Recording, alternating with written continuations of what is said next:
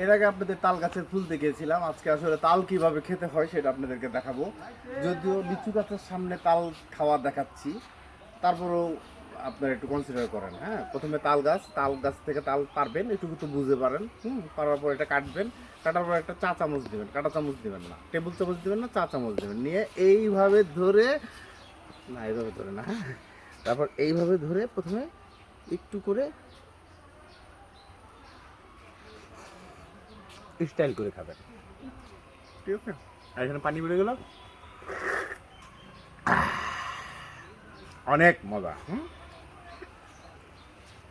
আপনাদের যাদের যাদের খেতে ইচ্ছা করছে তারা শুধু ফেসবুকে আমাকে আওয়াজ দিবেন, তাদের জন্য ঢাকায় আমি নিয়ে আসব আপনাদের জন্য তাল। এটা একদম অর্গানিক তাল।